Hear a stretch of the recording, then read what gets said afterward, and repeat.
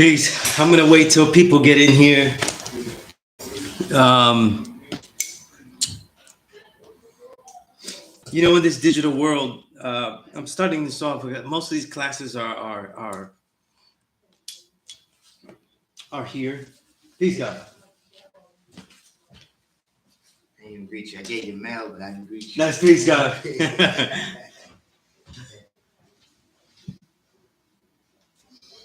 But yeah, we're gonna try to keep it down. Oh, that's peace, God. Yeah, thank you. Yeah, there's a lot of things I want to build about. I like to see what people want to speak about. I'm gonna speak about the school a little bit, some personal things about the school. I want to say this too, is that as it gets warmer and if people are interested in learning the martial arts at a great rate, animal styles, eventually if you up to it, weapons, definitely Wing Chun Foundation, Hungar Foundation. I'm that guy for that. So perhaps just letting you know, because I haven't told people, I really have the last year or two, I've really only had one consistent student, and he's come along very nicely. So, I haven't been offering it though, because people are not really willing to go someplace to go learn something, which is crazy because besides my incredible rate, when I was learning Kung Fu, and it was at the same time that I was coming to school. I had just started teaching this class. So it was December of 2000, right? Was it December of 2000.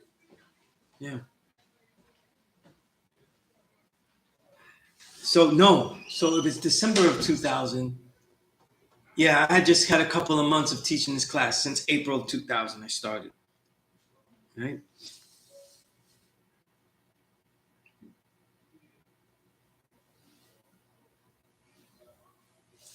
On some Kung Fu? Woo! Yeah. Oh, yeah, definitely. Yeah. We gotta put something with that. You know what I mean? Yo, I keep it real though. I put a lot of songs on the background, and they're usually hardcore and stuff when people see them and stuff, but I usually train to like the softest stuff. I need to settle down as opposed to get up. I don't really need much. Like, I don't need MLP to get me excited. You know what I mean? I very rarely need that. Like I spend like, it might be about 50 minutes to an hour lifting weights, working with resistance bands, jump rope, all of that. And I only listen to podcasts. I'm listening to talk, but yeah, I gotta flip something with some Backward Sweetie music, you know what I mean? I might get excited though. I might chop my ear off and shit, but we're gonna try it though. Okay. But yeah, there's some things I wanted to talk about though. You know what I mean? What people think about and about the school and everything like that, and also about I'm gonna start talking. I have to first say that I have two daughters, right? And it's both of their fates. One of them is already grown, and the other one is 10, as you saw last week. That I don't get to live with them every day. You know what I mean? So my life with them is making a quality as best as I can with the limited time that I have, and it's never enough for them. It's never enough for me. And taking moments to teach them. You see them every 2 weeks during the year. That's the average. You're spending time with them like about 4-5 days, nights a month. So when they're young, you're trying to teach them certain things. Just put seeds in them. It doesn't have the same recall as telling them again and again all the time. Like, hey, this is one is knowledge too. Like you don't have you can't even scold them the same, because they could stay with that, and you wouldn't want them to stay with a scolding about something that almost always, I can't think of any other way is never 2 weeks serious. You know, like your child's not going to do something during the weekend with you that is going to be worth scolding her and leaving her scolded, reprimanded that last 2 whole weeks. You know what I mean? So those times where you get to where it leads to building about the knowledge and stuff like that, it was wonderful to actually capture a moment like that. You know what I mean? Because I've had many moments with my youngest like that, but it was nice to catch it. You know what I mean? And so it's one of the examples I give to people that when they say that they've learned in my class, I can't really and this leads into another point that I wanted to make. You know what I mean? People can't really quantify what stuff like that means. You know what I mean? If you're a parent, you do. If you're if you remember your learning from your parents or your elders, you know what I mean? Then it means something. You know what I mean? And for those that really know me, they know that my work is they know what my work is. You know, I'm a writer, author, editor, but it's very difficult. It's very difficult life. In fact, I'm battling AI every day, right? Technically, right? And it's never as a consistent life, and it's always a struggle. And a lot of people think that over time, as you're a 5%, you get older and you have success with what you do. Not teaching, nothing like that. Because the 85 and your family doesn't know that. They don't really know how successful you are teaching. You know what I mean? I could say, look, I could say I have letters, letters. I get letters from prison all the time, and I have to write them and this and that. It doesn't register. And a family member, and this is something that a lot of people deal with the knowledge. And I just want to say that it's something that doesn't go away. You know what I'm saying? No matter how well you do stuff, because family doesn't see the worth in what you're doing, because the things that you are bringing of worth are things that they are rejecting. So what happens is that unless it is of a monetary level, they don't really accept any of the real jewels that you would be bringing. So it doesn't matter how old you are. I'm letting people know for my entire life, though, whether I was really struggling, unemployed, things like that. There were times where to teach this class, I had to hop the train and all that, and just to make it here, you know what I mean? And because my life as an editor, writer, I've been downsized from companies at least twice from companies, you know what I mean?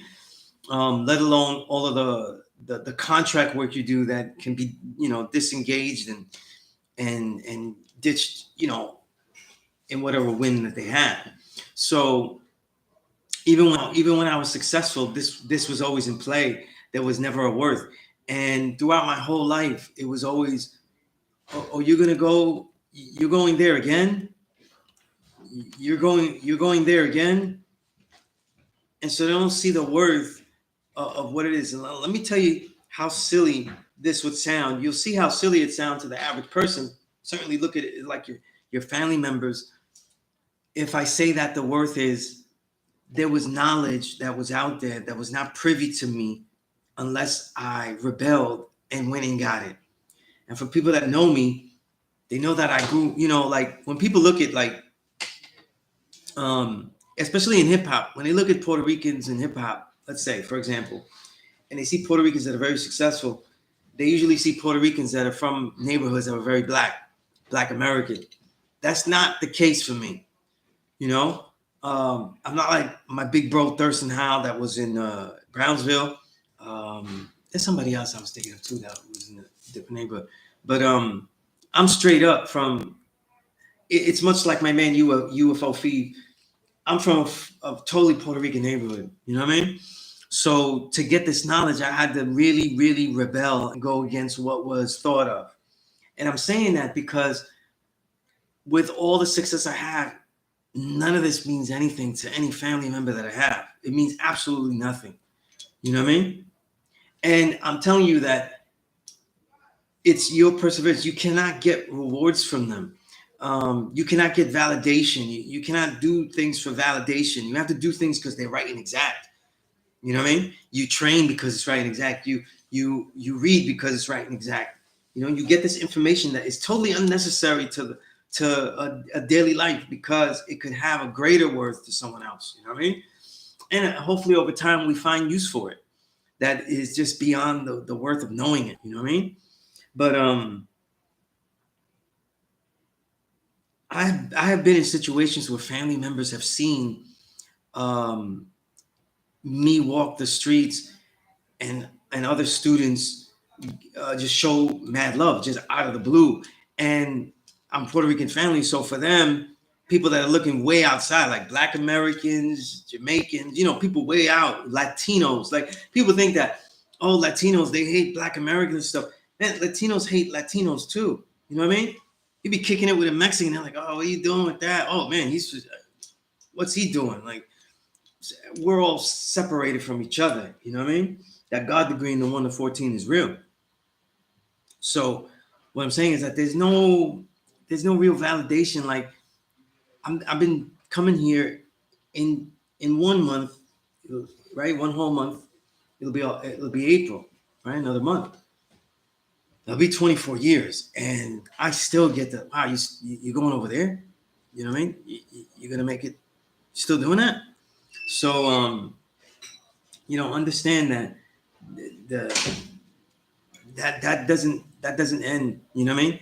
And because of it, and I'm saying because of it, this is really the thing I'm getting to, is because of it, the journey that you take ostracizes you, not just because you're doing something else, but because we see life differently now.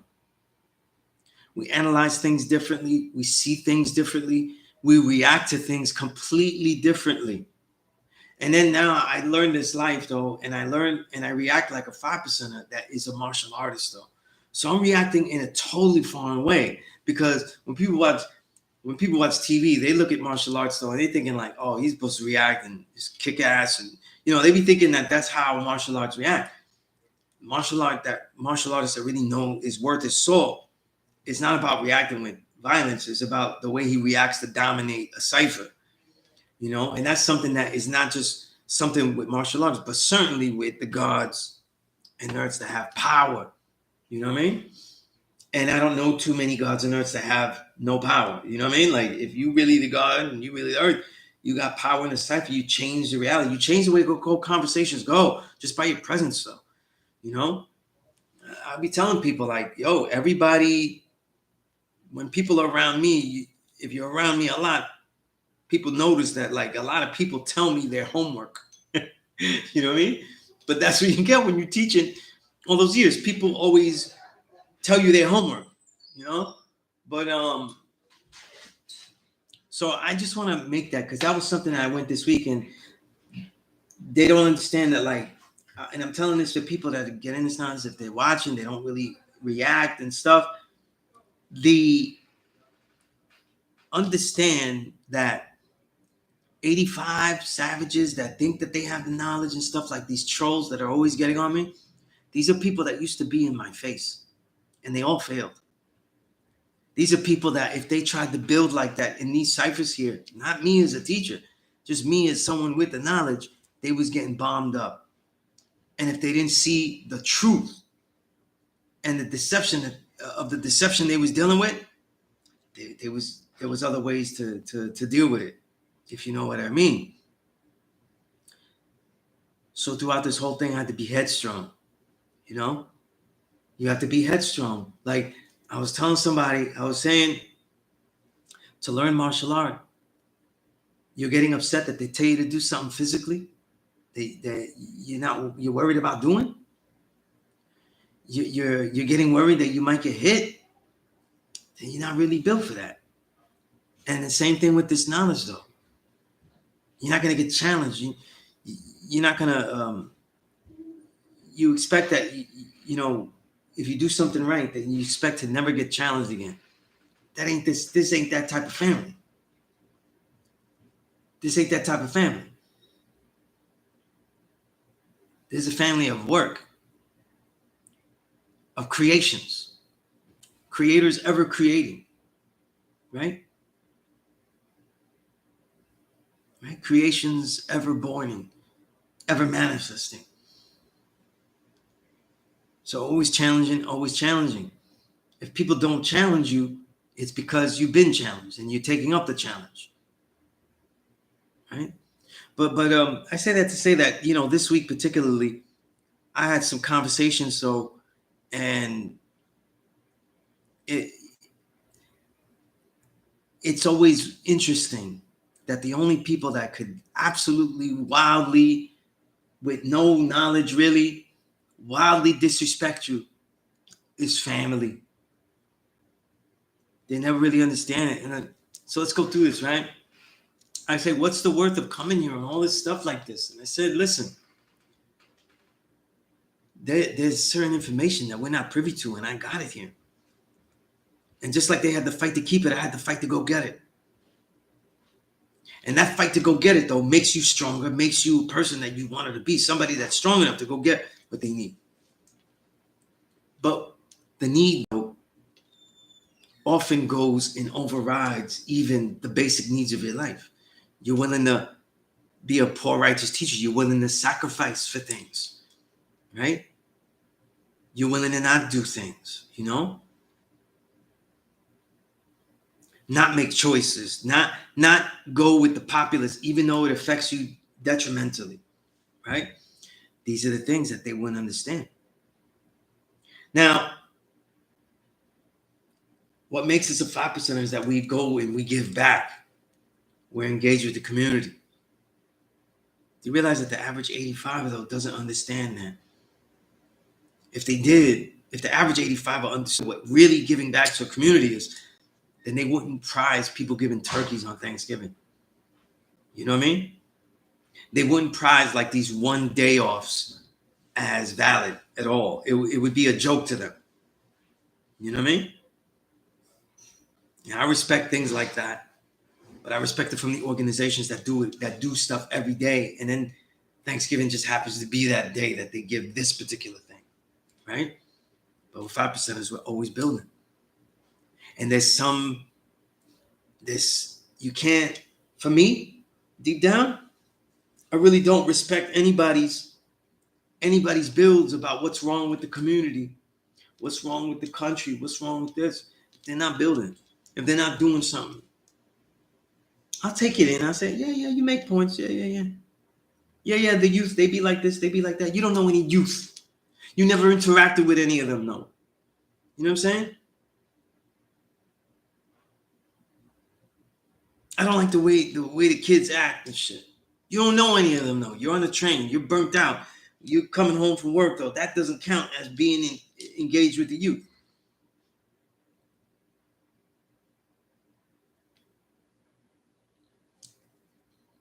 So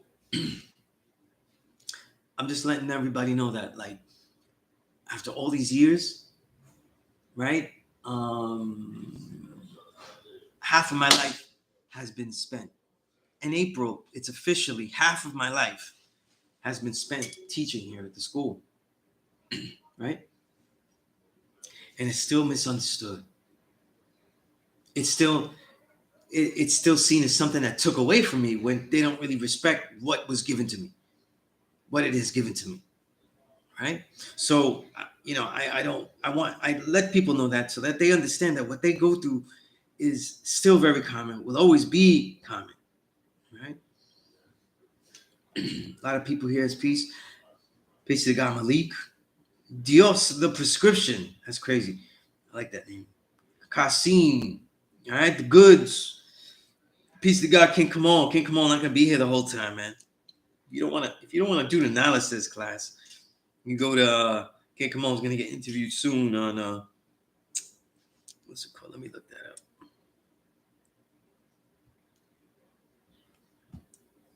Where the God getting get interviewed right now? 7 p.m. Eastern Standard Time. He's gonna get interviewed at Activated Podcast. You know what I mean, with Samantha Level.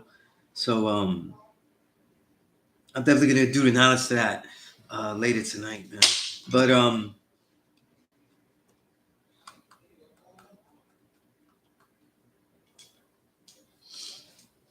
Yeah, true self. I see you deleted some stuff here. Throw that build back on. Okay, all right.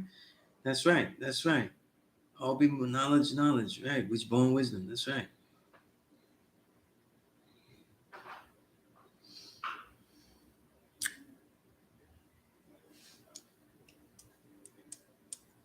Anybody has any questions about anything, please let me know. I'm gonna be here till 8 p.m. Okay, so I'll be here for another hour and a half. Just doing the knowledge. There was some other things, but I got caught up in this reality. But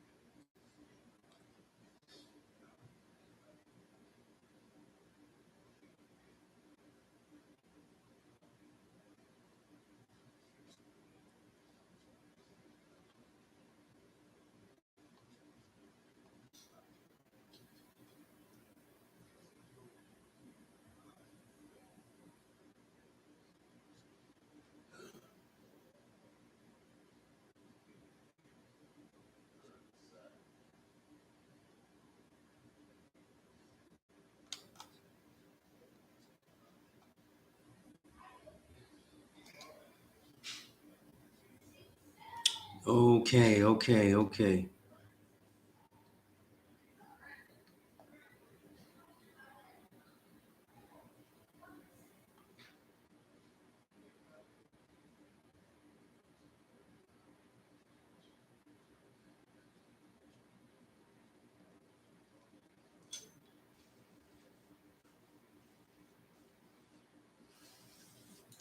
Um, I've never thought of it that way. I never thought of Patmos as the mind. I would like to see why you think that.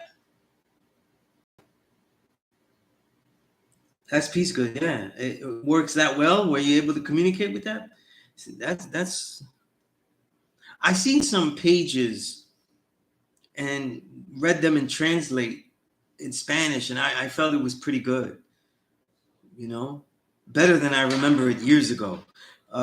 King, you said through our actions, our knowledge will show if we are cultivating others or tearing them down by operating in devilish man. Your knowledge should always mirror the ingredients and foundation. Huh, I like that. Yeah, your actions through action.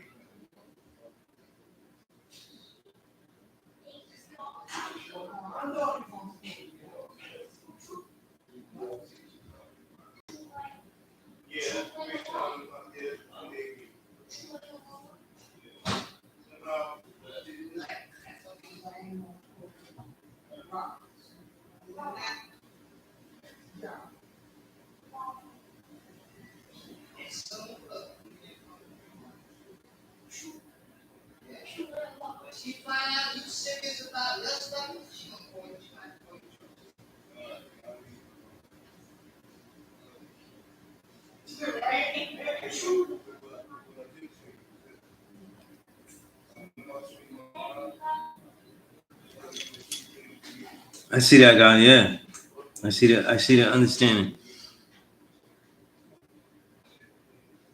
So, I mean, if we looked at it, yeah, the only problem with that idea about Patmos is that it kind of could be flipped for everything.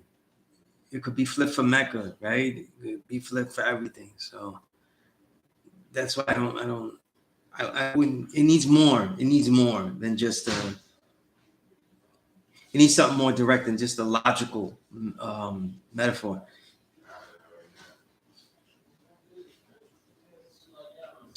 Malik, jungle way of life, same as savage in the yes, yeah, it's pretty much the same. Yeah, uncontrollable. Yeah, same thing. I would definitely put them as synonymous. I've never looked at it like something separate.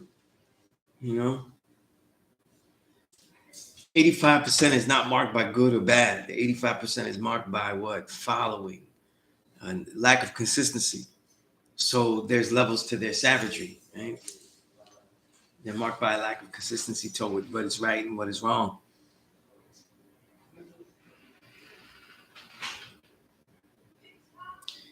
Divine, yes, yes, this definitely relates to you. Definitely relates to you, you know. And like I said, this is why with you, Divine, with everybody I'm teaching, I stress heavily. Do not look at my successes or or even the failures that you might see I have, what I don't do well, as a proof or of not doing this or proof of doing this. The real worth of doing this, though, is to prove if the knowledge is true and then make the decision of this important question. Is it important to completely live the truth that we learn? And in what way is that done? In theory, most people say that they live the truth that they know. But we know that's not true. And we know that the truth that they're speaking of is based on a lot of mystery.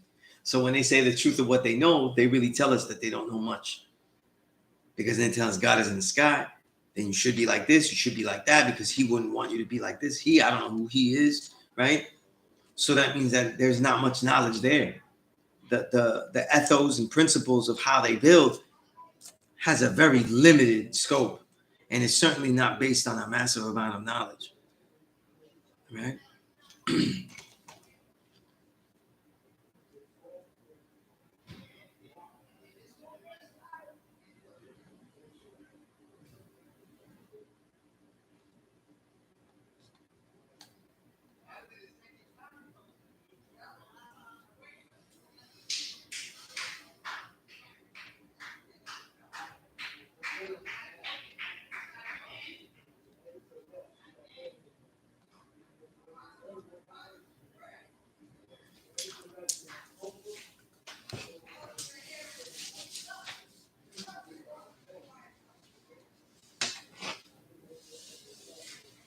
Peace to God, CIYs.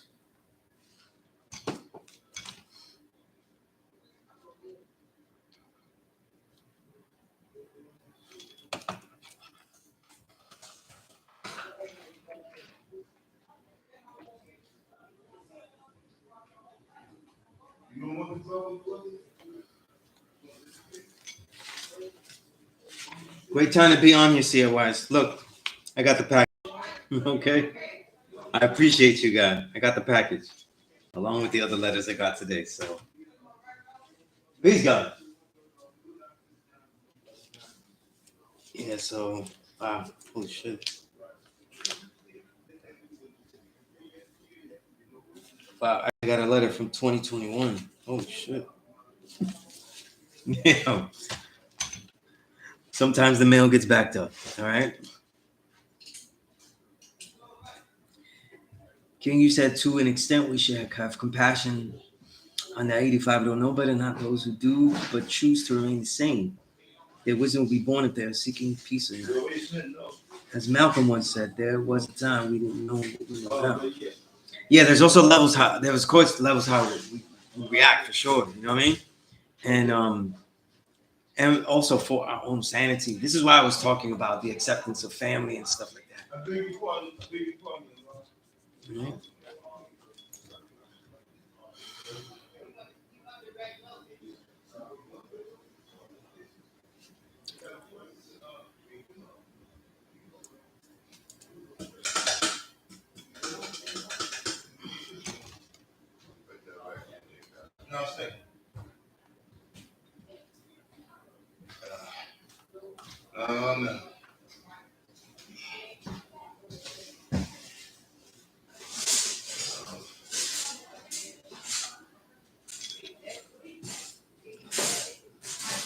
Good. You said, what seeds, food would you recommend in addition to sunflower and pumpkin for one who's continuing to refine a diet and or nuts, any soups, drinks? Um, there's a lot of nuts and seeds that are good for you. You know what I mean?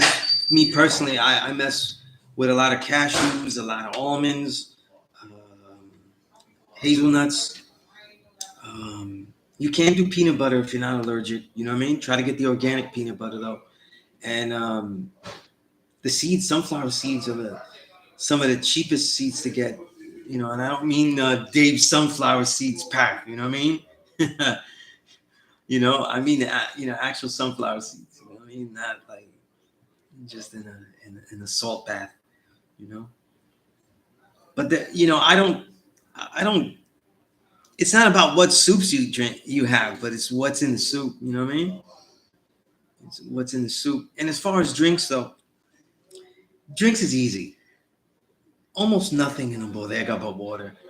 You know, everything, even health drinks, they're pasteurized. So if you buy an expensive fruit drink, fresh fruits, you know, and all that, they look great. If they're pasteurized, flash pasteurized, right? They'll say flash pasteurized, but that's how you do all pasteurization. Um, they've already been heated so high as that's what pasteurization is. They've got no nutrients. The living enzymes are already dead in there. You know what I'm saying? So it's not really, right? So I wouldn't, as far as certain drinks though, um, your teas, be careful with caffeinated teas, but the green teas, the white teas. If you need an energy tea, guayusa is the best. Yerba mate works, but it has caffeine and it can mess you up. I found that when I use it a little bit too much, like I just, not like a whole bunch, but just daily, um, I start to get headaches a lot. So it isn't the best move.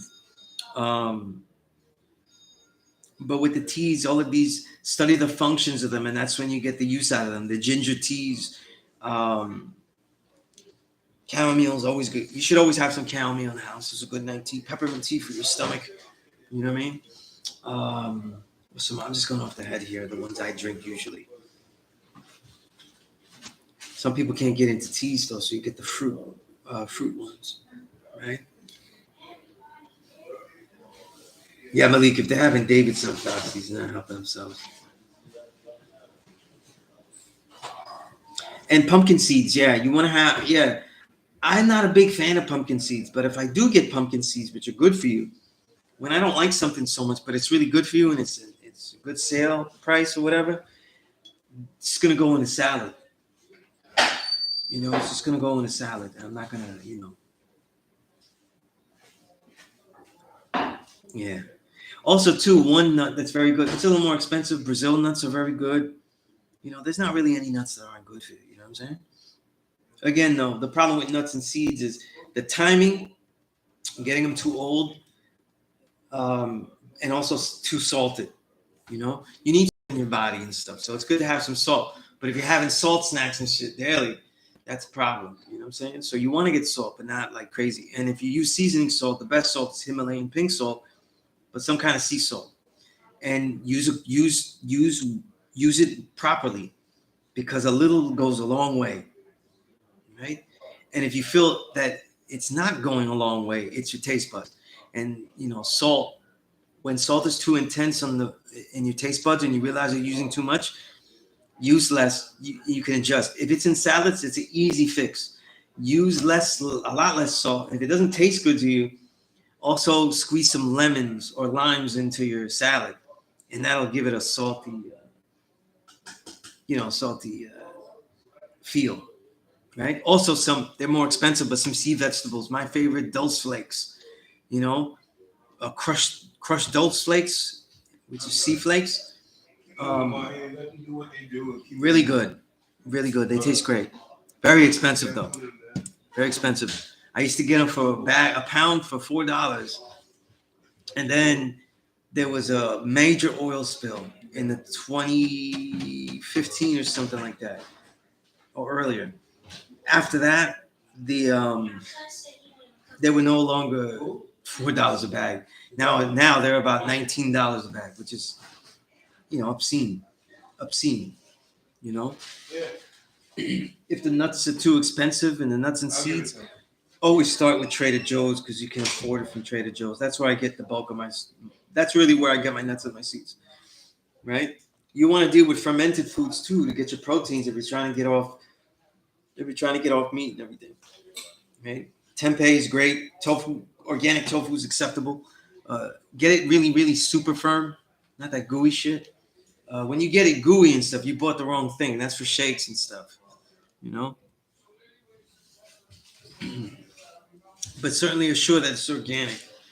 Same thing with tempeh. Tempeh is a fermented soy, so it's even stronger and it's mixed with other grains. So it's usually they go for a 3-grain mix.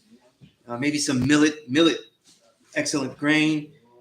Some rice or something else. I forget what else they usually put in there, but it could be any grain works. Also too, if you're trying to change your diet, though, just think about this. Try different color rices. Chinatown and Chinese supermarkets usually sell different rices, like the red rices, black rices, brown rices. These are the ones to try. And it's different. Not Goya's yellow rice. Okay, that's just it's literally dyed. You know what I mean? Yeah. Rice cakes are disgusting. I love health, but we don't have to go that bland. You know what I'm saying? But if you like rice cakes, you know what I'm saying. But oatmeal is great. Oatmeal I found filling. It's heavy, so it's something I'll have after. But then a lot of times I have oatmeal and then I don't even eat. So it's great to put in your shake or something if you're gonna fast after a training session. You know what I mean? So that's important though. And listen, if you have trouble fasting and you're training heavy, I train heavy all the time. I really only take 1 day off a week, And I was going 7 days a week though, but I really was getting so into it that I was beating myself up. So I give myself 6 to remember to rest. And also because my daughter made me take a day off, you know what I mean? Right? She wants a day where she could wake me up, you know what I mean? So I train 6 days a week. And tiger nuts. I don't think I've ever had tiger nuts. What is that? Some kind of snack or something? I've heard of that, but I don't think I never had that. I haven't done research on tiger nuts though.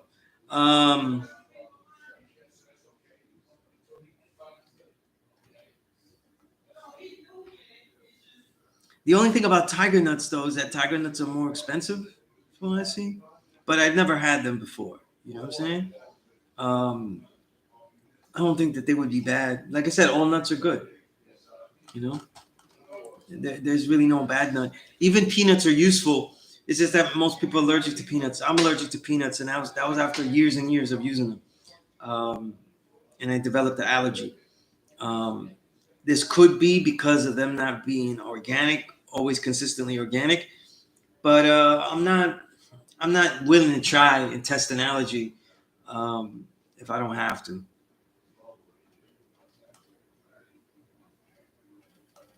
But yeah, maybe that's something new for me to try too. I gotta try some tiger nuts. I never had them.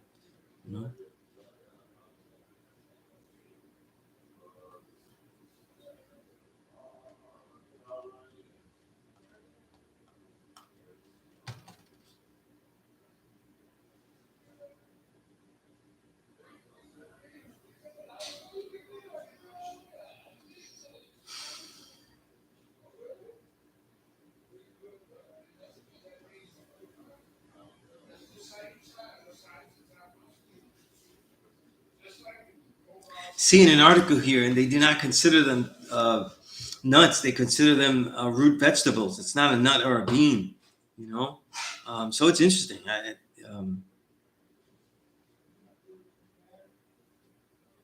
And they say it tastes reminiscent of almonds or pecans. Pecans are great though. I've always liked pecans more than walnuts, but walnuts are really, really potent. you know. Yeah, that then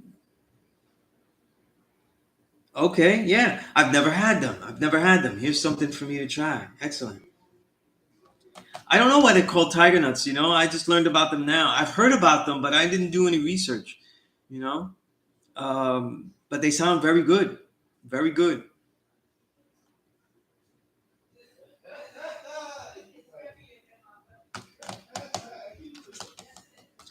Um, you could add anything. I could add chopped tempeh into salads, uh, beans, obviously, or any kind of nuts and seeds. You know, I usually put nuts and seeds that I don't like. So I'm not a big fan of pumpkin seeds. But pumpkin seeds are good. Like I said, if they're on sale and they're organic and they're good, I get them. And I don't really like them to eat them straight up.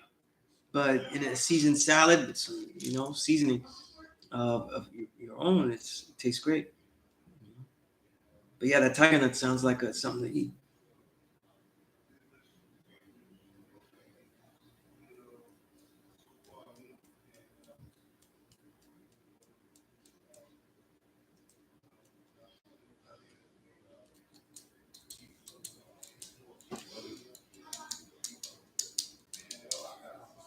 Pistachios are great too. A little more expensive. Pistachios are great too. Um, but again, mind your salt. Mind your salt. You know what I mean? I have a lot of nuts and seeds and stuff. You know what I mean? And so I always make sure that they're usually they're all of them are unsalted. You know what I'm saying? I try to get some raw. If I really enjoy them roasted, I get them roasted. But the best is always raw. And instead of buying a treat, a cheat meal, I'll get a salted. I'll get some of the nuts and seeds salted as a cheat meal. You know what I mean? Instead of getting a bag of chips or something. You know what I mean? So, but I'm always monitoring my salt content. Very little salt in my diet. Good question, Divine. By the way, if you're training heavily, what I was saying before we got to the tiger nuts thing, which enthralled me. Um, but our bodies are naturally salty, but we also have to take that. We also have to take in salt, though. So you can't just be without salt at all. So you have to have some salt. You know, it's just that in this diet we overdo it, though. Just like the sugars. Um, most of the time, my salad is just salad. I don't I don't make a big salad because I have a thing where I kind of like to throw everything in the quinoa bowl as opposed to throwing it into the salad bowl. So that's why. You know what I mean? But if I'm not having quinoa and I'm not having anything, if I'm just having a salad, then everything goes in there. You know what I mean? Um, um, Give me a full sentence, Dios. I don't know what you don't understand. We have we our body has salt. Our body produces salt, but we also have to also consume it. Okay. It doesn't generate. You know what I mean? It doesn't generate that way. You know, it's from the foods we eat and the environment that we're in, though. You know, right?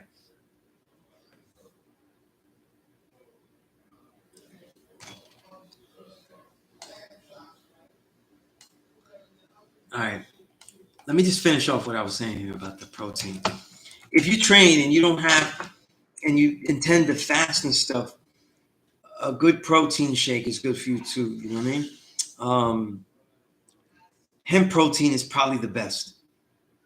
I found training though. Pea protein is good too.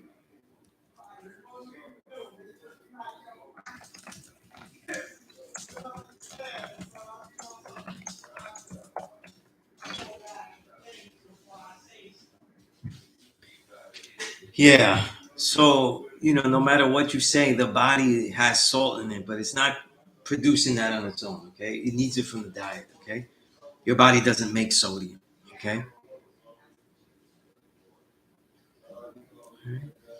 The reason it's in the liquid, the blood and the salt and the sweat and everything is because it's necessary. Right. So in almost all foods, though, even if they don't taste salty to you, they have some type of sodium level. You know what I mean? So don't think that you're naturally like salty. Like that's not how it works, though. Yeah, you're getting it from the diet, though. There is something in your diet that is making producing sodium. Okay, you don't. There's a lot of things our body doesn't make that we need. Like our body needs vitamin C, right?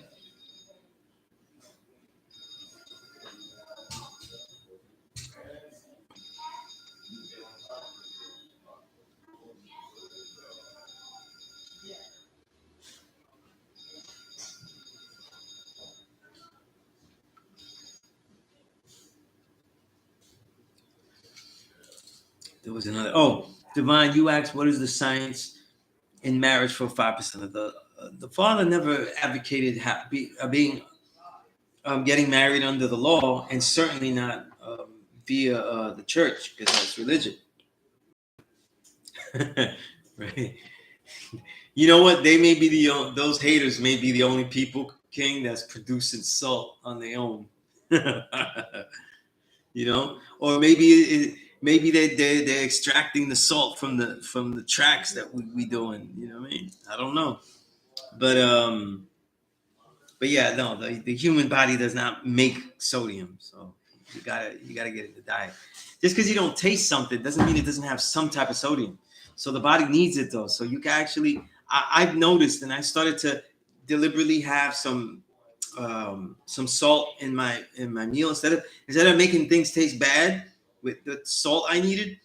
I might get like a bag of sunflower seeds, not Dave's, right? But something with a healthier salt mixed into it, and get some salt in that way.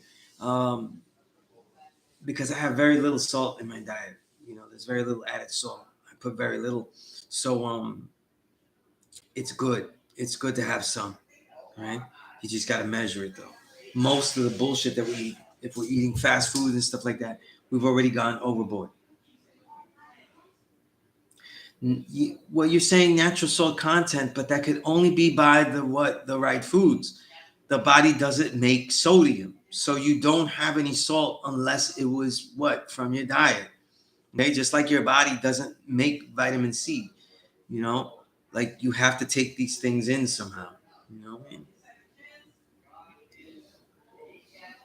Oh my goodness, is somebody actually quoting Project Pat? I'm New York City to the bone. Like, can't be doing no Project Pat. These are CDs I used to give away. I used to give away Project Pat CDs. I'm a hater. Is that not how we conduct electricity? What through what? You're saying this the what content? Like just because we don't make sodium doesn't mean that. Yeah, that I don't see the connection here.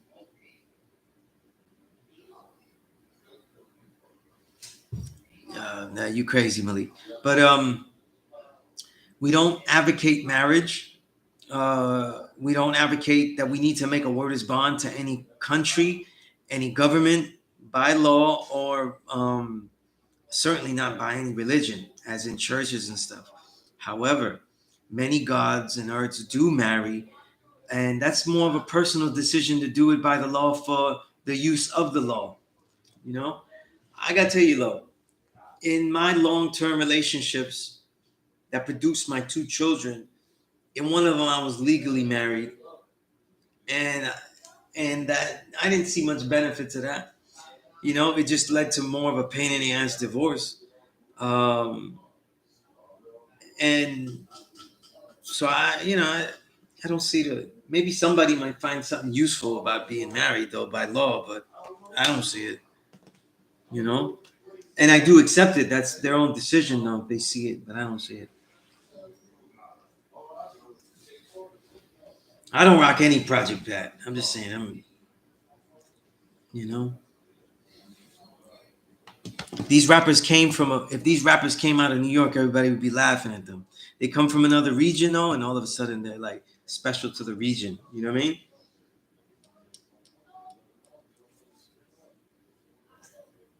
Definitely section 8 things.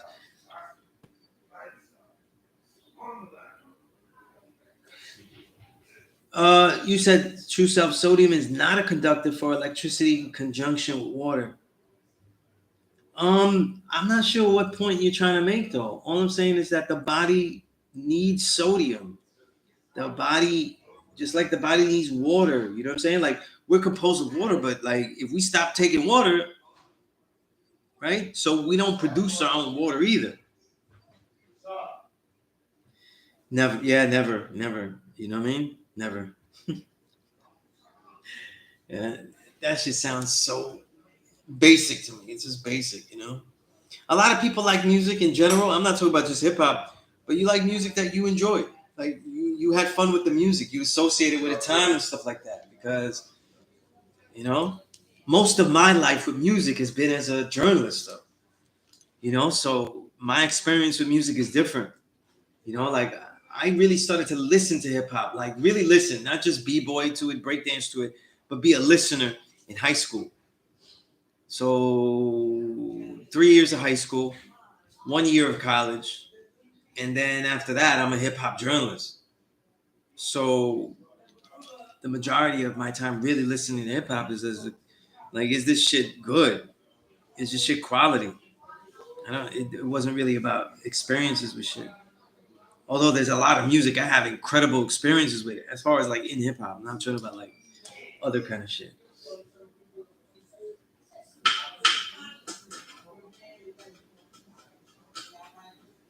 Yeah, yeah. We don't make any of that. So we gotta, you know.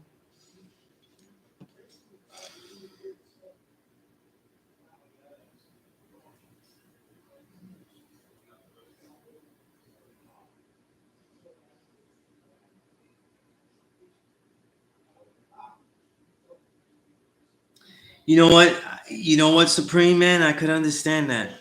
I'll tell you this though, right? Um, People know how big these books are, right, about today's hip hop, and it's none of this shit on the radio, and yet I'm writing 600, 400 page books, right? So there's a lot of great stuff, you know, and trust me, there are people that are very inspiring, you know. For me, I can't say that my relationship with the music is the way a person's is because mine's is not the same, you know. So as far as inspiring, other people inspire me as peers, and I see how great they are, and but not as listening music though. I usually don't listen to hip hop. I usually don't listen to hip hop as I listen to music, you know, because whenever I'm listening to it, it's to study it, to work on it, so it's my work. But most of my listening music is all other genres. You know what I mean?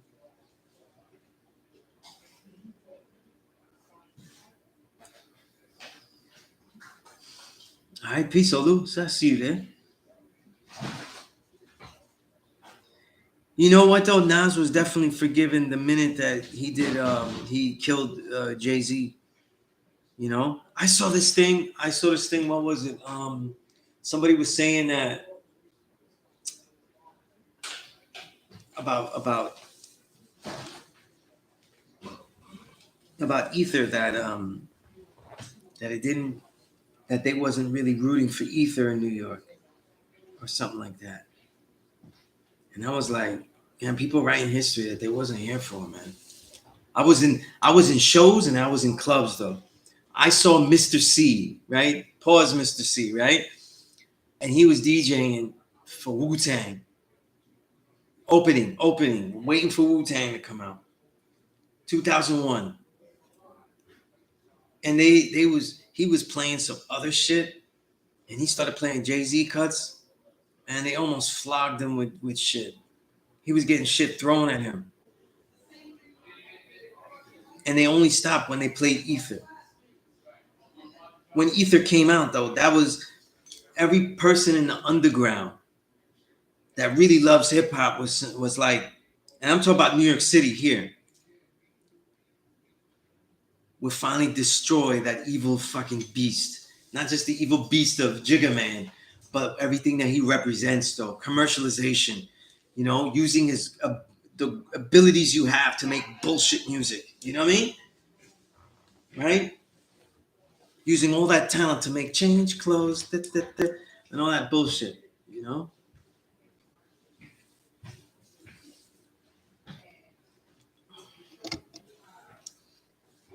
I don't know what people was talking about though. But yeah, he was definitely forgiven though, Ether. Yeah, definitely. You know? Shit. I still be quoting Ether when I'm in, when I meet brothers from Marcy. If you from Marcy Projects, I start quoting Ether. You know what I mean? Yo.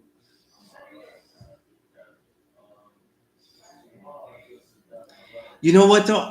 That's a good question, Malik, right? And I'm not I'm not really great at the Bible. So I can't tell you there's two things that are needed to answer this question correctly. Or not correctly, but completely. Why he used it to analyze Revelation chapter 1, verse 9, you have to answer that, right? So um, you're answering the worth of the actual the actual Revelation chapter 1, verse 9 first, right? Does it mean something in there, right? Why, why is it there? Why does it need to be there? You know what I mean? Does it belong there? Um, does it does it what's the other word I'm looking for? I was gonna say advocate. That's not the right word.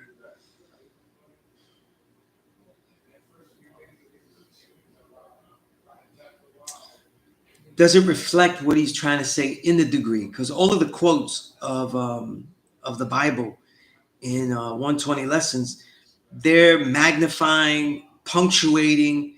St. Luke's 12:47. Ezekiel chapter 3 verse 18, which probably to me is the most potent one that's quoted. Um, right? But does it advocate? Does it signify? And why am I forgetting this word here? But what I'm trying to say is that does it go with it? Does it make sense? Does it amplify what's already said there? You know what I'm saying? And in the case of Revelation chapter 1 verse 9 and that whole degree, which I used to always tell Niles me I hate this degree. I don't like this degree because the depth this one out of all of them, I would say out of the three biblical quotes in 120, this one uh, is the most says the most about that degree. It doesn't punctuate or elevate what was said.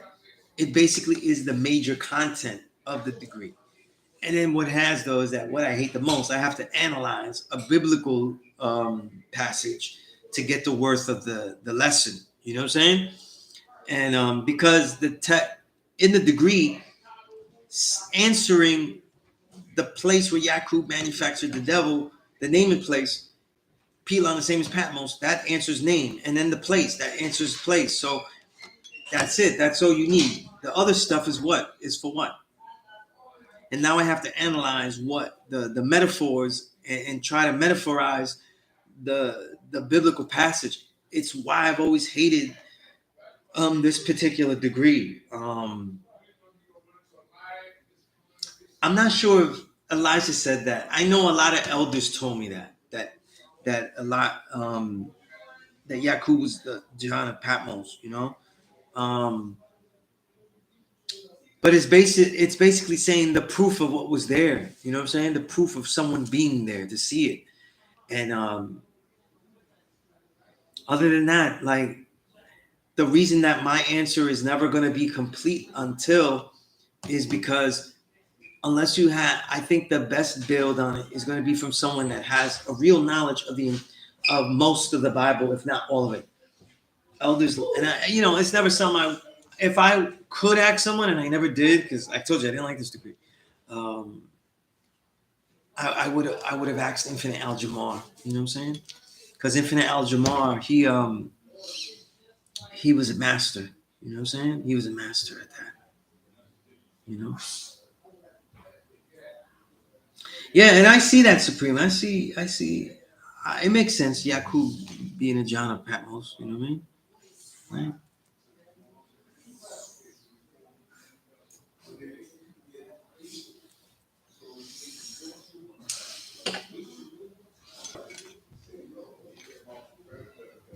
But you know, there's nothing in that passage that proves that that was the witness. You know what I mean? That that was what was being witnessed. You know what I mean? And that's why, you know, like I said, it was not my favorite degree. You know,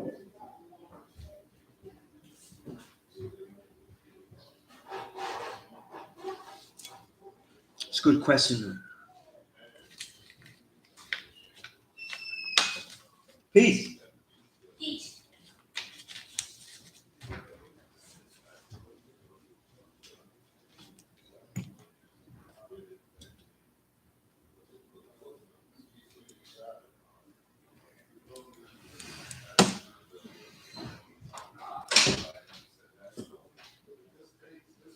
By the way, and I say this all the time, right? Ever since I started doing this, it was also during COVID.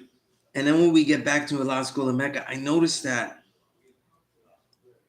I have about as many students as I had during any other time that I was teaching. And yet my class is not filled. So it's like I have more work outside of the classroom than in the classroom. And I will say this though. Um, if you're in the New York City area and want to learn this from me, and you come to the classroom, it's not going to be the same class that when you see online. Because when people are here, they're going to get something different. They're going to get something more intense. And and that's important though, you know what I mean? I think one of the detriments of this world that we are in now of technology and all this AI, where AI is now doing some of your writing, um, I think that one of the things is that we delay the necessity of work. You know, a lot of people, and I noticed that they'll come to my class and they see, I could tell that they really are ready to learn this as far as the mindset. And I mean their capacity to understand this.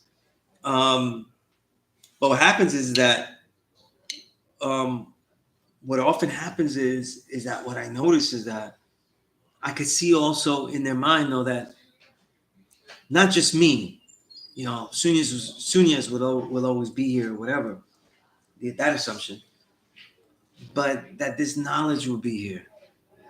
And that's not why I'm not going to say rush though, but once you know it's here, you lose little time going to get it. Why is that? The reason is because once you find something, the time to use it is now. And people don't really look at things and say, listen, it took me this long to get it. That means I'm very behind. They don't see themselves as behind in being able to use it. And that's something that seems to be lost, you know?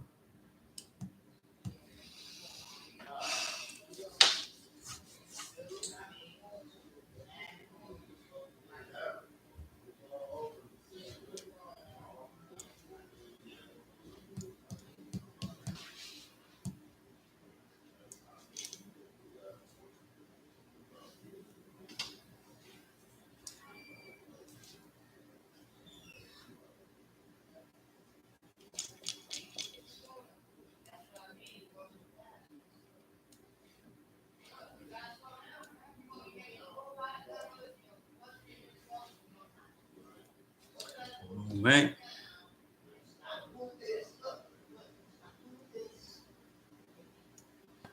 Any other questions? Let me know. I'm here until the build hour. All right.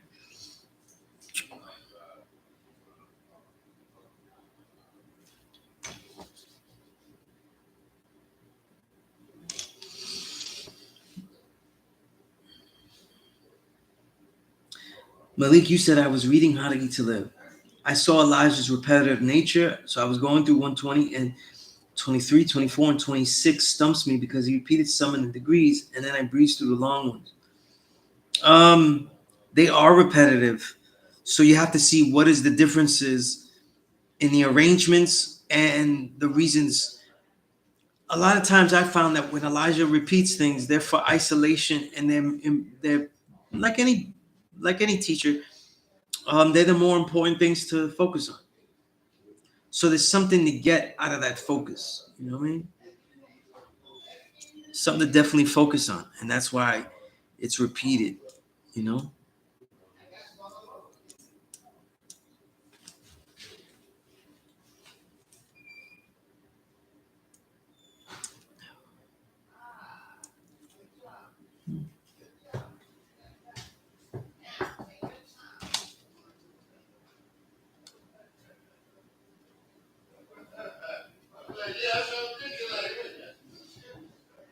If you're talking about the 1 to 40, the 23rd to 24th, and the 26th, those I find totally different from each other, though. You know, right? I find those very different from each other. I don't know if that's what you were. You gotta, you gotta focus on what's different, right? 23 is about the promise. 24 is about making the devil. So it's a timeline. And 26, that's 26 and 24, the repetitive ones, right? But 26 reiterates the timeline, you know?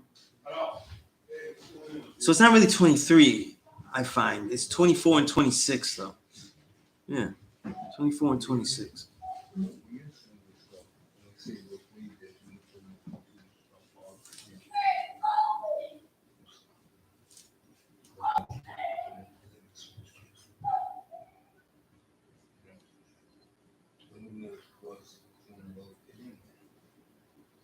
Go somewhere else because now his curiosity carried him over. You understand? And you put limits on it. That's all. Explore.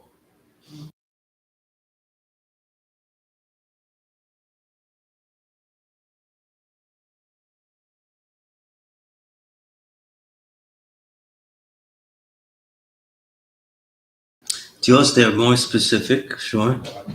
Right. It's really 24 and 26, yeah. Again, it's just practice that's going to keep it right, you know? I remember Firstborn Prince used to get frustrated with the 26 degree, you know? And I was happy to hear that because I thought it was just me, you know? But, Goods, you said physically, what stretches do you start with before working out? I work out. It takes me about 20 minutes to start my workout from the minute I wake up. So I wake up at like 5 a.m. and by 5:20, I'm already lifting weights. And I start with the heaviest weights. I do a little, my warm up is, I just do a quick touch my toes and hold it.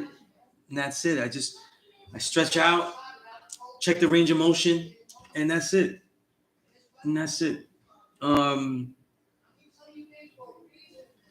so getting warmed up, I get warmed up pretty fast. So I don't really need to do much stretching before I work out. You know what I mean? I always do weights first. And my weight training is mixed with bands. So I mix the weight training with bands. So I have resistance bands hanging from the walls, like walls. So I could do, work on triceps. I have bands I can do, curls with and stuff like that. I combine bands with weights, so I have light weights and then with the bands as well, which is intense. And again, that mixes with all types of other free weights. I'm mainly using dumbbells in my training. I only have a barbell. I only use the barbell for bench. I mean, not bench. I bench with the dumbbell, but dumbbells. But I only use the barbell for deadlift. You know.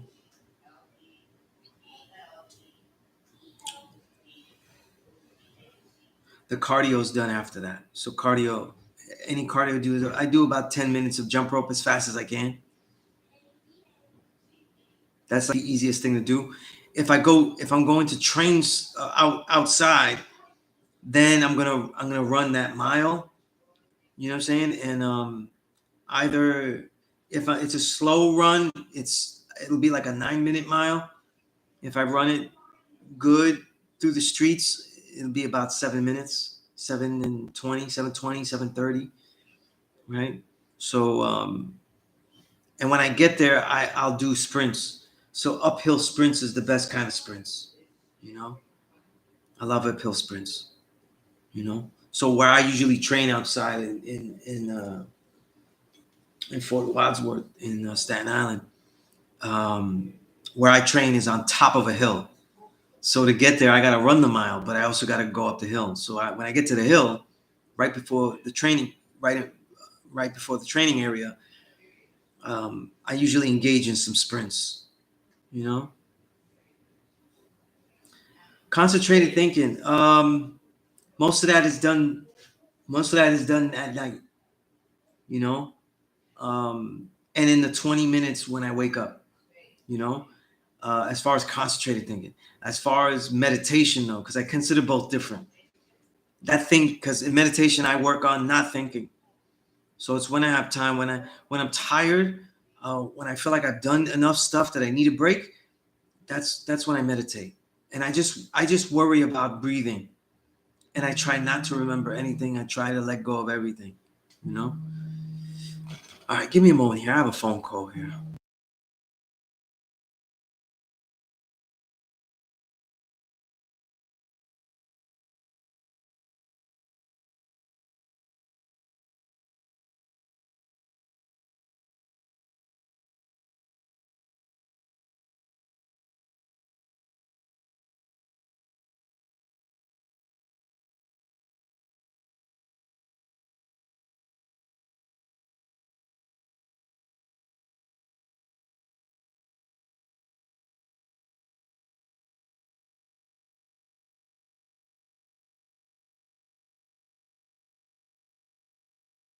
Sounds good.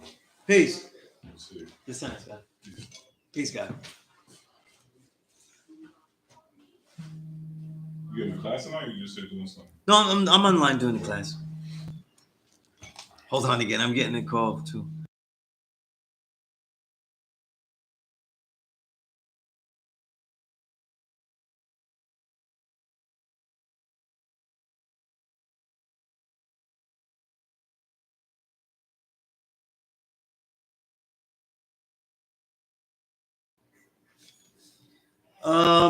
When you say how do we mind detect mind, what do you mean by that? Do you seek out others in order to make your wisdom born, or through general conversation?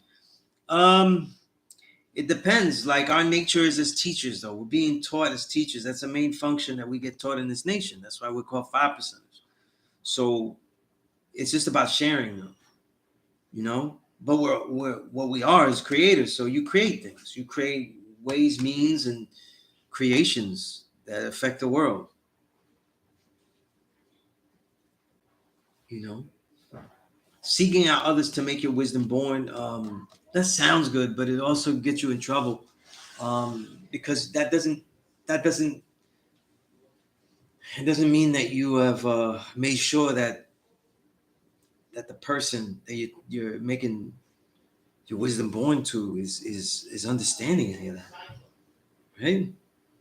So that's important too. You know? But that I don't think seek out others and stuff, mind to take mind. That's done mainly by what you create, what you do, you know, your manners, your culture. Live out the culture, and it'll whatever your understanding is what becomes your culture.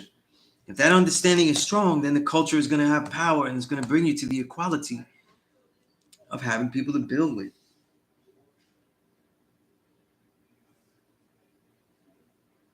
Now, you're funny though.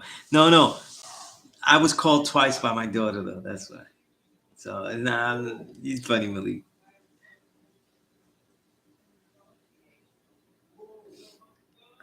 You said in times where questions are not to be asked of us, they just watch. Um, Not sure what you mean by that. No, you know, just you make sense, right? Let your magnetic attract what you want. However, that doesn't mean that you don't take an initiative too with people that you think can use something, right? It's all your discretion. But I'm saying don't force the issue because that's not, you know, that's not the thing either, right?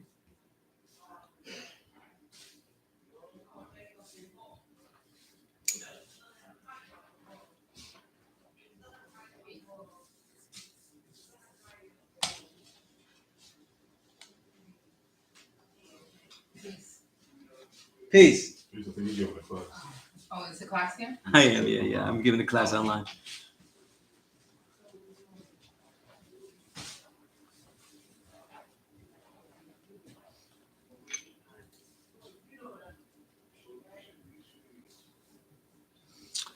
You know, if that's how you define the mind detector, you know, that's not how people learn shit. You know what I mean? Like they don't really know what you're saying, or you know, your actions, but your actions produce things. So that's something that's not just detected. You know, like sure, Dios, yeah, being dogmatic is never consistently useful.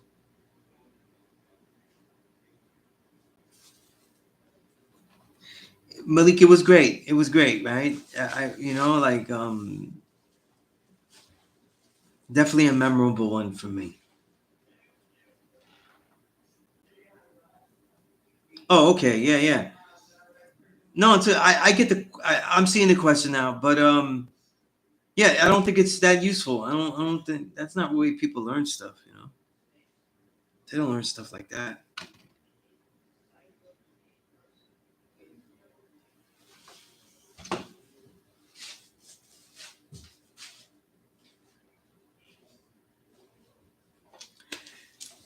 Yeah, I teach every Thursday here, right?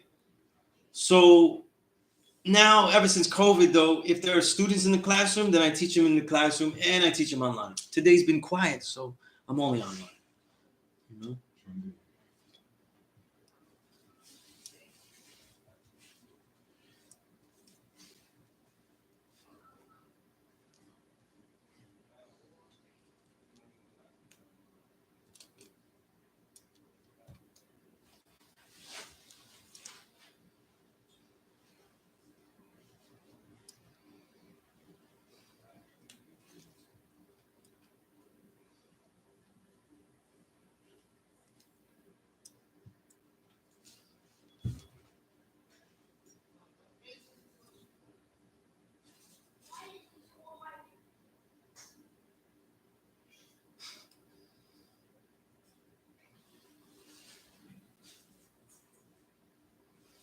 Yeah, that's true. That's true. Very true.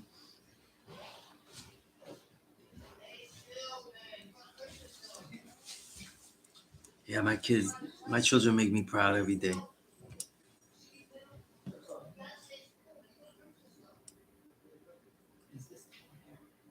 No, that's in Massachusetts.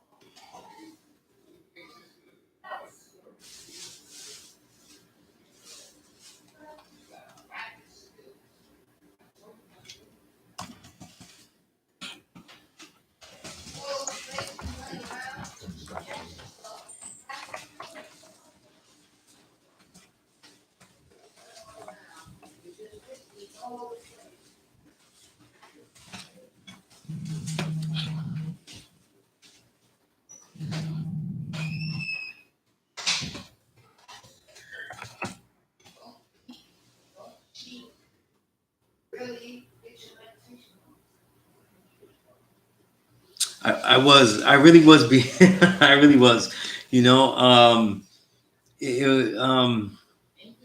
I'm like that all the time with her though, you know. But it was a really nice moment, you know.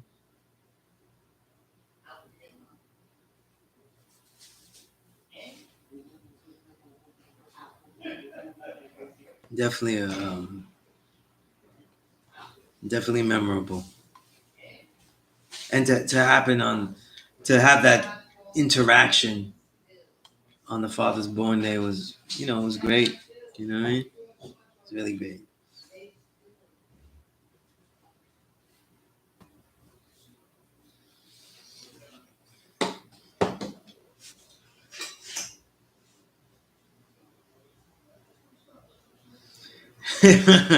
you Sabrina, you said, Lord, when was the last time you discovered you were wrong about something? Every day. Shit. I think the worth of my studies is only quality if I'm realizing I'm wrong about stuff. You know what I mean? Um, but something for years, months, and days that you thought was true. There is something, and I'm trying to remember what it was, but there was something big like that, and I can't remember what it was. But it was something, and it was very recent, very recent. You know. But usually, what happens is not where I find myself wrong. I find myself with like um, finding my knowledge insufficient, and almost all the times. That's peace halftime. I'm glad people got a lot out of that last class. You know. And since I had her there, I wanted to show how to actually do that. You know, how do we build with the young and give them little things. And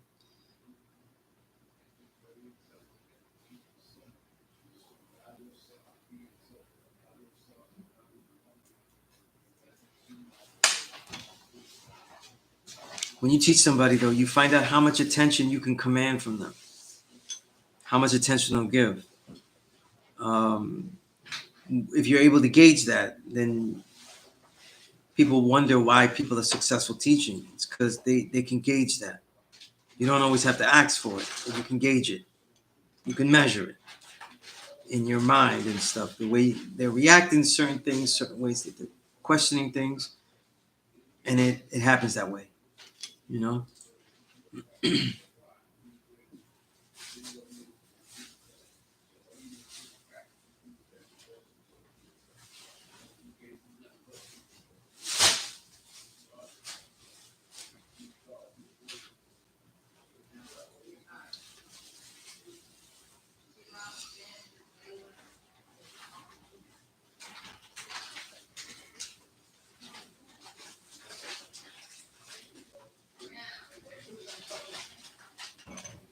I think I had some. I think I have some literature about that. I'm not sure.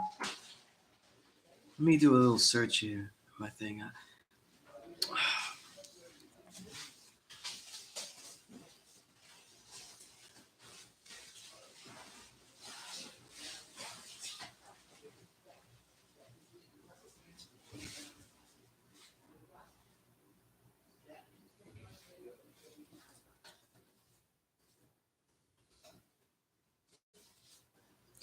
I think I may have some books about, but I'm not sure.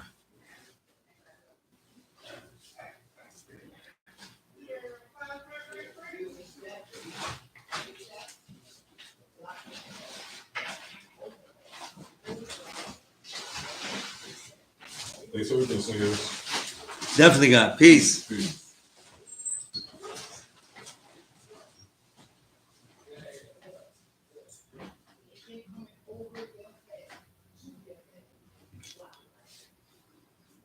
I have some books on it though, Divine. I haven't read them yet though. So thanks for reminding me of that though. So I collect so many books. Sometimes if they're not categorized, and I don't really know the new things I need to go teach. That's why I always a lot of late like side work, like when I'm not uh, just doing stuff, is to categorize all these books that I have. If they're not all in the right categories, I don't know they exist so much. That's always been a thing. When I started to train in Kung Fu, I learned that my frustration with this whole system, this society, everything was getting me angry. And then I would wake up to train in the morning and not have enough energy. And I realized that I was wasting all my chi with anger, with frustration. And I realized this is my energy and it only gathers itself greatly if I don't let it dissipate wastefully. And so that's what I started to think. I realized that, wait a minute, I can't let other people decide, and let me get drawn up, right?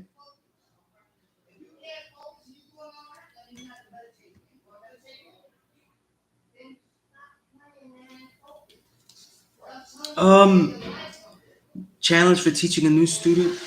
I gotta keep it real though. I don't feel it's a challenge though. It's just a new thing. Um, Here's why I say that. All this teaching, all this building, I don't take it as a challenge though. You know, um, Truthfully, it comes very easy to me. But what I mean by challenge is that it's, I'm here sharing as opposed to I've got to get this knowledge into him. So my mentality is more of sharing. And for that, it's not a challenge though. It's being in sync, you know. So I don't have that qualm like that. But the main key is to figure out what they could really know, whether they really are, how serious they are, how much they want to learn, and then all the challenges become very, very much to deal with. And if you're used to teaching and saying the same thing and trying it different ways and saying things in general that don't bring back that student, but it was the right things to say, you have to get used to that though. You teach someone, they don't come back, you cannot take that personally, you know? And you cannot take it so personal that you think that you have to revamp every way that you teach too. A lot of times it's not because you taught wrong, it's because, that this, no matter how soft you give it out, this whole thing is overwhelming, right? Oh, the con of the 1 to 36. Yeah, yeah.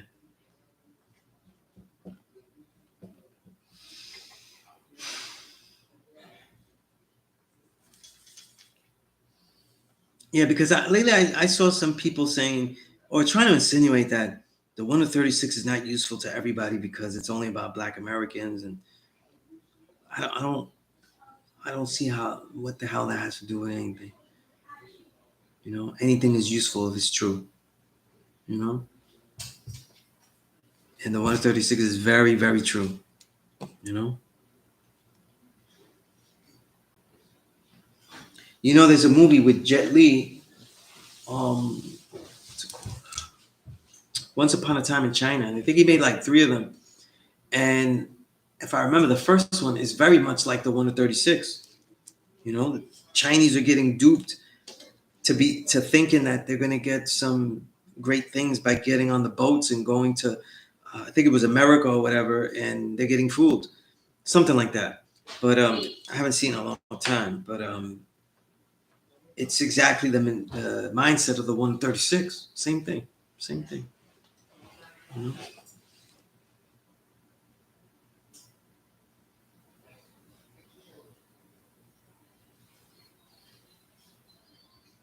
Yeah. Everyone's history is eventually necessary for everyone. And we definitely need, and every original person, every original man, every original woman needs to know the history of all things, especially other original peoples. So even though the 1 to 36 is very specific to Black Americans, it certainly is. That becomes irrelevant as far as like throwing it away if you're not. You know what I'm saying? That would just be silly to me.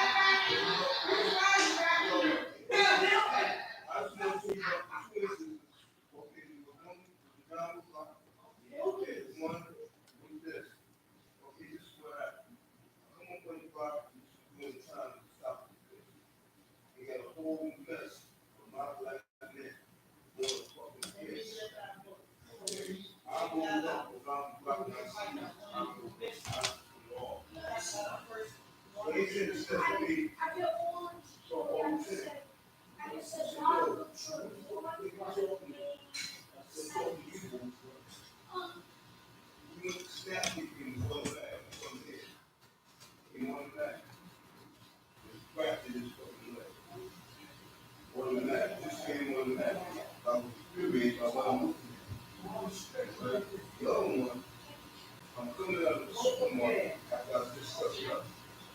And the African American people want to take it over.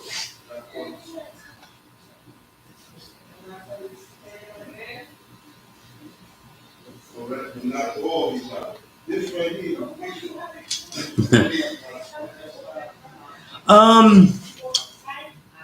No, I had said it earlier about just this knowledge and living with it. It's worth,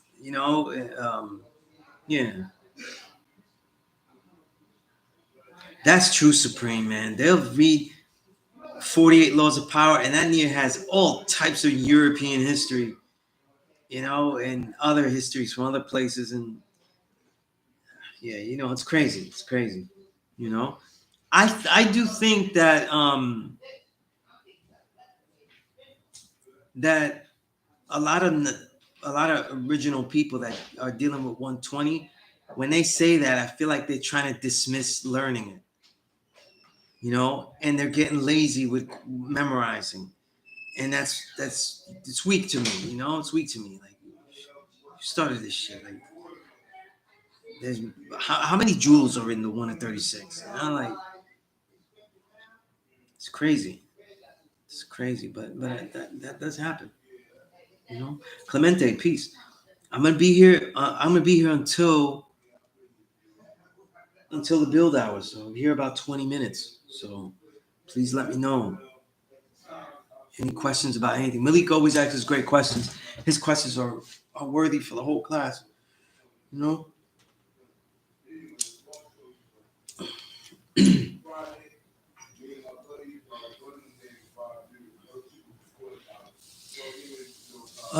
Divine, have you ever used the Microsoft Teams guide? I don't know what that is. Where students join and be no, I haven't. At time I have an elder who brings up second degree in one things almost every time we build. Why? I'm curious why. I don't know if I have a degree that I keep going to like all the time, like, you know, uh, except for like, I mean, I think we all go to the knowledge who is the original man, like, but I'm saying like, I don't have like degrees I'm obsessed with that I just be bringing them up. But why would he? Why would he? It's a weird degree. I came to North America by myself. Why is he saying that? Is he the?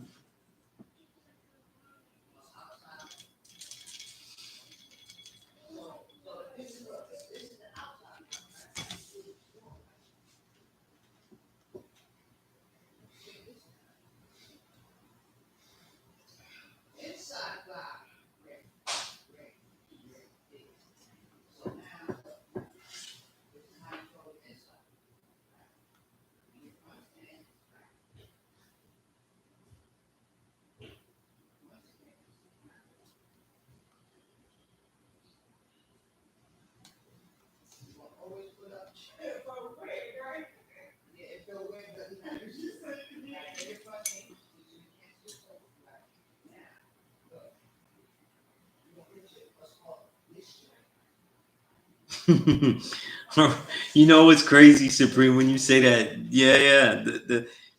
Why the way they speak in the language, all of that, like.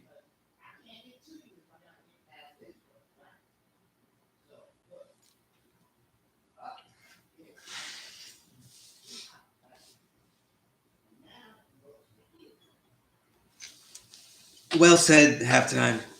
You got to be comfortable making progress alone. Being a builder can be a lonely job, and building for the right reasons, whether or not the reward is obvious. It's so many things. I don't know if everybody that desires to be something knows what it takes to be something.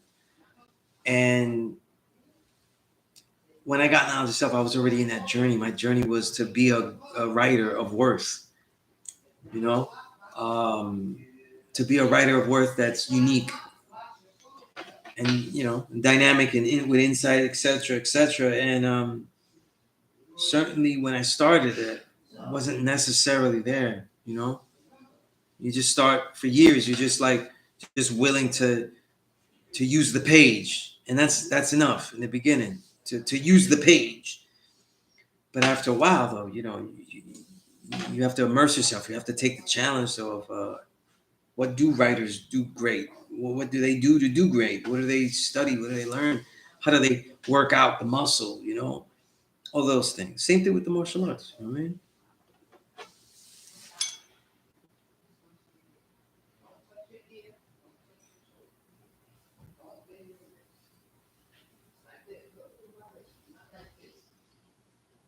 Yeah, yeah.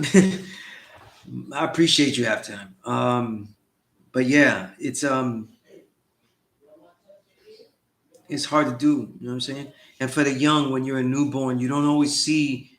Wow, you know, it's gotta be like this my whole life. You know what I'm saying? You know, I've got to be this militant. You know, this crazy. You know, all out. You know, so you know it becomes difficult. How do I sustain this life this long? You know, that's not easy. It's not easy. You know, I think it's easier for me, in many ways, because I had the benefit of being around a lot of elders and stuff. You know, so the possibilities and the realities of living long with this was already something I saw. You know,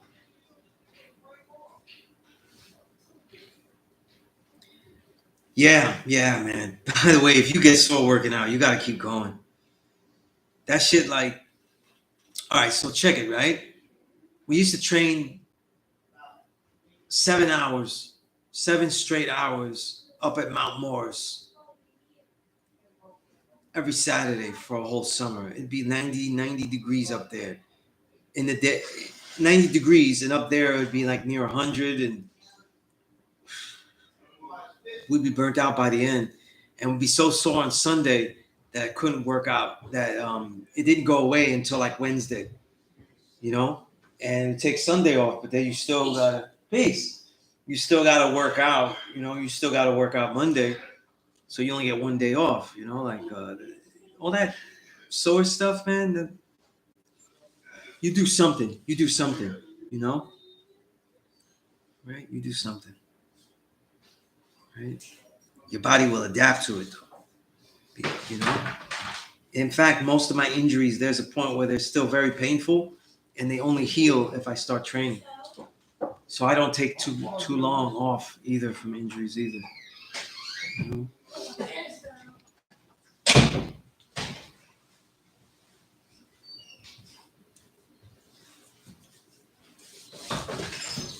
Yeah. So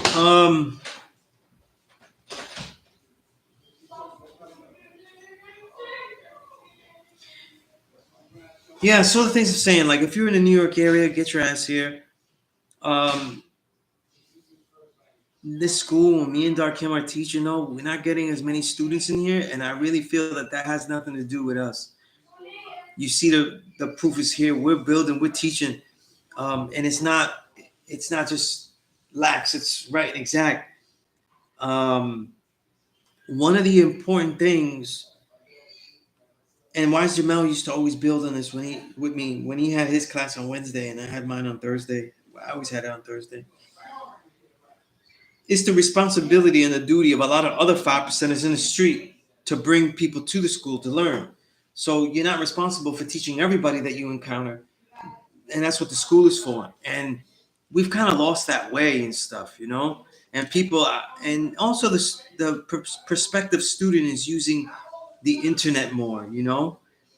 Um, yeah, man. You know, by the way, Felipe Luciano, I'm reading his autobiography, and it's very good. Very good. If anybody would like it, I'll get that to you. Yeah, yeah. And You really can't learn this vital things you can't learn on the internet, man. You know, like I learned martial arts, so when I'm on the internet in YouTube, I get a lot of other martial artists, though. You know, especially if they're in the same, kung fu lineage or Wing Chun lineage and stuff. I get a lot out of it, but I already understand it. I already understand how to use it. I don't see how somebody would get something out of it, though. Just by watching. You know, same thing with this knowledge. You need to be around people that have it, though, and connect with them. And that's what I said. This classroom is modified for this, and it has to be personalized now. So if you're learning from me, you can't just leave it to the class, right? Malik asks great questions, but he's always building with me on the side, you know. Divine reality, peace. You said the 1 of 36 took me to see the full history that includes original people connection to the Caribbean slave trades of Spain, which has many similarities, right? Many similarities. It's not exactly the same, but that's what makes us unique. We're all coming from different levels of hells. Right? Yeah, Felipe Lucian. There's things I disagree. He's 85 and stuff, but his experiences, he's such a great writer, and his experiences are so well documented. It's very it's a intriguing history.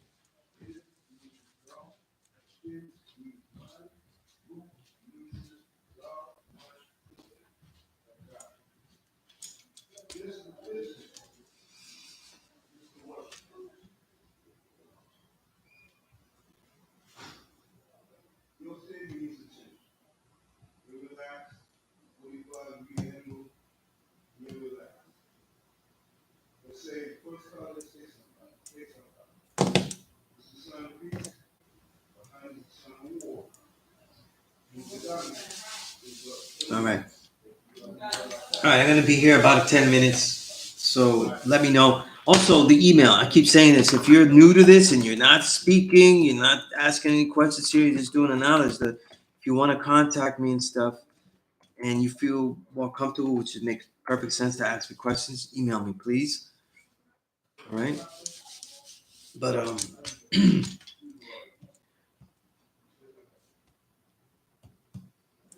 and by the way, if there's anything that you see online and stuff that doesn't make sense or is questionable, you don't understand, and you can always ask me as well, okay? Because I see all types of stuff. I be forgetting the stupid stuff that would make good teaching devices that I see on Facebook. It's so bad, you know what I mean? Just crazy. I saw some show and prove info released, but just the dates and stuff. So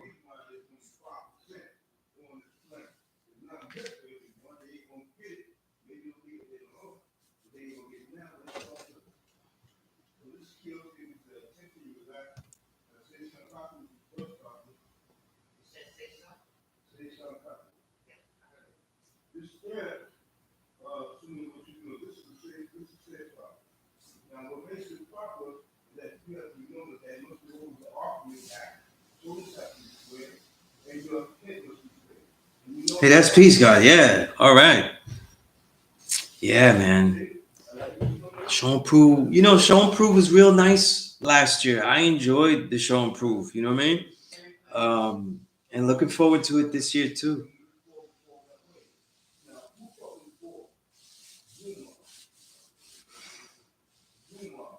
Yeah, man. And I expect to have more stuff out. I'm working on another book to release, and then my solo album with the book, with its accompanying book. So if I show and prove, I have some stuff out.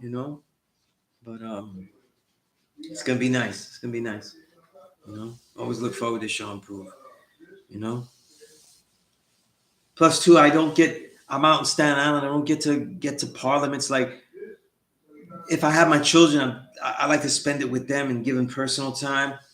If I'm by myself, though, it's like, damn, there's so many things I want to catch up on, and I'm just. But for a new born of jazz, that's funny. I like that though. Miles Davis, kind of blue.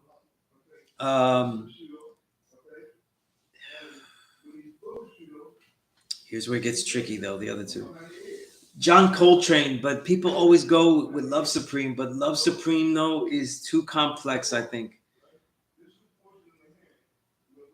I don't know. I don't know.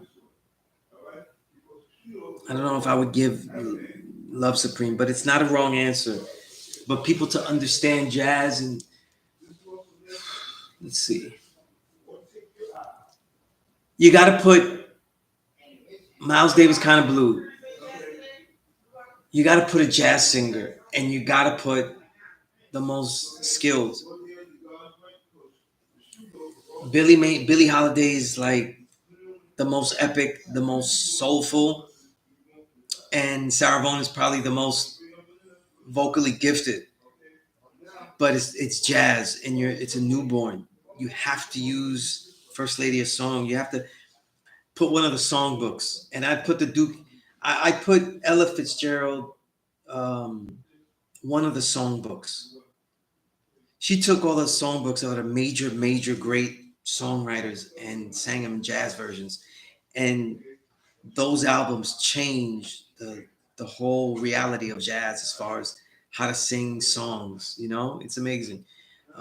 Nobody's more skilled, and I love everything Ella does. I love her voice. I love the beauty of it. It's just amazing. So it's definitely Ella and one of the songbooks. If you want to be easy with it, you maybe Ella Fitzgerald, the Duke Ellington songbook, and then the newborn in that small 3 albums. Now he's getting a taste of Duke Ellington also, which is necessary. And so I get 2 birds with 1 stone there. Kind of blue, I get 2 birds with 1 stone because Cannonball Adderley and John Coltrane are on that, and Bill Evans.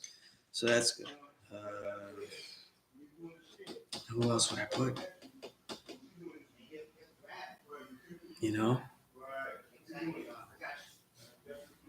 this is hard to give him a proper overview of jazz with just 3 albums. Do you know?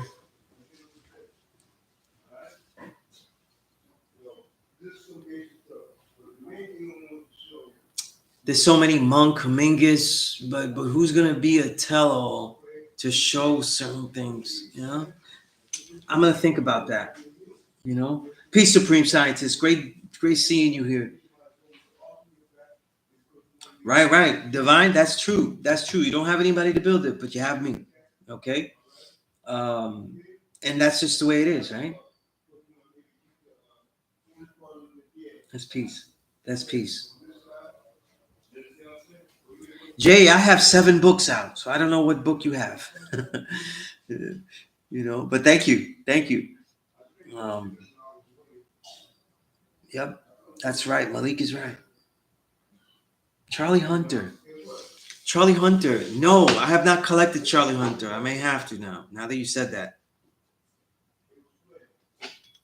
Why is that familiar though? I don't. Okay, he's newer though. My collection has some new jazz. I like all jazz of every era, but I don't have a lot. I don't. It's not as deep in the new era. That's where I mine new stuff for. You know, when I get new stuff. But let me quickly give a third.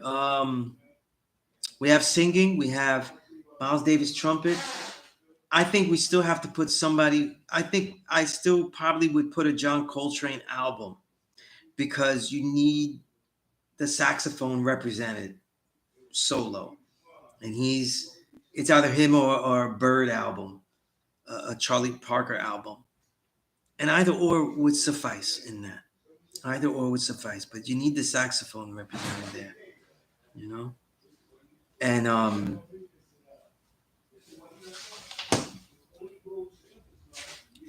I think any classic John Coltrane record, but if you're showing somebody jazz, maybe you could put Love Supreme there since my Kind of Blue is there.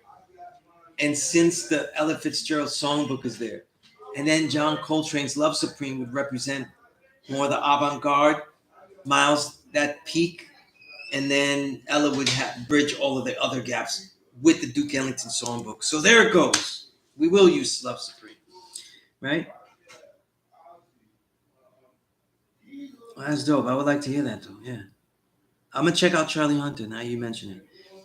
Yeah, there is some new jazz players I like though, but I haven't gotten. I hadn't heard of Charlie Hunter.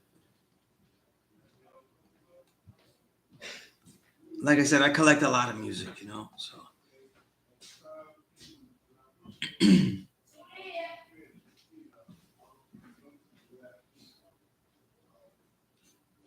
definitely, yeah. I mean, I collect everything on YouTube Music too. So, um, you know, I just put them in there. You know what I'm saying? Definitely. All right, so it's time for me to go. Um, Anybody has any questions? Yeah, let me write that down. I gotta write that. Miles Davis, kind of blue. That's necessary. But the quality of that, the players on that, and you know, they should catapult the person into not only that person's catalog, but all the other artists. Because Miles Davis takes you to everybody because he had the best players. You know, um, the Duke.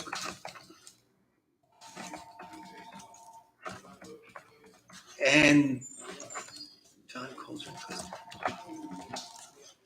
And A Love Supreme is definitely an avant-garde record, but it's a very it's it's easy to get into because it's so incredible. Um, so we bridged a lot of gaps here. We got Duke, Ella overlapping with Miles and Miles Coltrane's on Miles, so it's like we got everything there. That's peace, divine. That's peace. But all right. So I'm gonna let everybody go. It's another class. Like I said, if you're near Gary, come by. We'll build for a little bit. You stay as long as you can. But we need to get these seats filled up too, you know, if you're out there and you're trying to get something worthy. All right. Until then, however you see fit. All right. Peace.